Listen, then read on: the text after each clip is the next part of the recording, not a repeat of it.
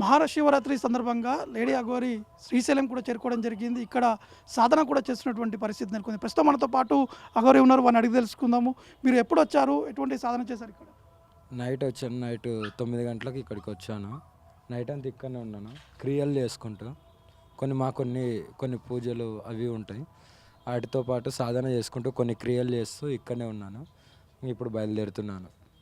అంటే మీపై అనేక ఆరోపణలు కూడా వస్తున్నాయి. ఆరోపణలు వచ్చేటువంటి వారిపై ఎటువంటి జవాబు ఇస్తారు? ఇంకెన్ని ఆరోపణలు చేసుకున్నాను, ఆ పని నేను చేసుకుంటూ నా పూజలు నేను ఇందులోనే లీలమై ఉన్నాను కాబట్టి ఇదే చేయాలి, తప్పదు.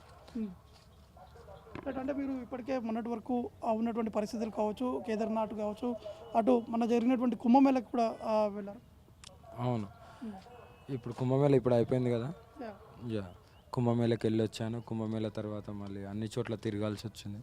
ఇప్పుడు మళ్ళీ గుజరాత్ కూడా వెళ్తున్నాను. అంటే ఇప్పటివరకు ఎన్ని శివాలయ ఆలయాలకి మీరు వెళ్ళారు? ఇండియాలో అన్నీ తిరిగాను. 12 జ్యోతిర్లింగాలు, 18 శక్తిపీఠాలు అన్నీ తిరిగేసిన. ఇప్పుడు తిరగడానికంటూ ఏం లేదు.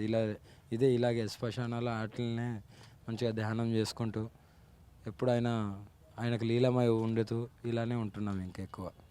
అంటే మనం చూస్తున్నాం మొత్తం కదా. నిన్న సాయంత్రం ఇక్కడ చేరుకున్నారు. ఇక్కడ పూర్తి స్థాయిలో అంతా కూడా శ్మశాన వాటికలోనే ఉంటూ వారు ఇక్కడ ధ్యానం కూడా చేస్తున్నటువంటి పరిస్థితి నెలకొంది. దాదాపు ఆ రాత్రి అంతా కూడా ధ్యానం చేసుకుంటూనే ఇక్కడనే ఉన్నామని చెప్పేసి కూడా వారు కూడా చెప్పడం జరుగుతుంది. అంటే మీరు ఇక్కడ చేస్తున్నటువంటి ధ్యానం కార్యక్రమంలో అంటే ఎటువంటి ప్రోగ్రామ్స్ చేశారు? అంటే మీరు అక్కడ కూర్చొని కూడా అక్కడ ఉన్నటువంటి శ్మశాన వాటికలో చేస్తున్నటువంటి ఆ పూజలు కావచ్చు.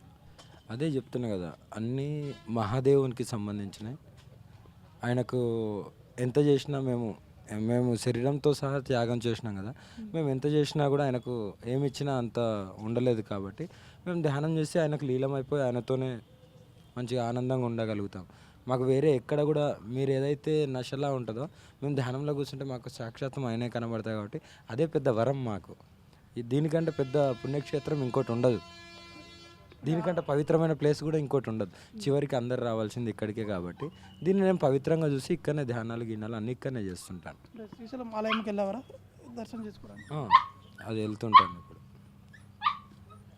మొత్తానికి అయితే ఇక్కడ ఉన్నటువంటి కార్యక్రమాలు కావచ్చు పూర్తి స్థాయిలో ఇక్కడ అన్ని కూడా పూజలు కూడా చేపడుతున్నాము, ఇక్కడ ధ్యానం చేసుకుంటూ ఉంటున్నాను చెప్పేసి కూడా అఘోరి కూడా చెప్తున్నారు. ప్రస్తుతం చాలామంది కూడా ఇక్కడ వారు చేస్తున్నటువంటి కార్యక్రమాలు కావచ్చు అవన్నీ కూడా చూసేందుకు కూడా పెద్ద ఎత్తున ఇక్కడికి వారు చేరుకున్నటువంటి పరిస్థితి నెలకొంది. కాబట్టి మొత్తానికి అయితే ఎక్కడ కూడా ఎటువంటి ఇబ్బంది లేకుండా అనేక మంది ఆరోపణలు చేస్తారు. ఆరోపణలకు నేను సమాధానం చెప్పాల్సినటువంటి అవసరం కూడా లేదని చెప్పేసి కూడా అఘోరి కూడా చెప్తున్నారు. ఎందుకంటే నా పని నేను శివయ్యకి నేను పూర్తి స్థాయిలో కూడా ఉన్నా కాబట్టి వారు చేసేటువంటి కార్యక్రమాలు కావచ్చు అవే కార్యక్రమాల్లో నేను నిమగ్నమై ఉంటానని చెప్పేసి కూడా లేడీ అఘోరి కూడా చెప్పడం జరుగుతుంది. కెమెరామెన్ సునీల్తో నవీన్, శ్రీశైలం నుండి. సాధన చేసుకొని తెల్లజామున పడుకున్నాను 4:30కు.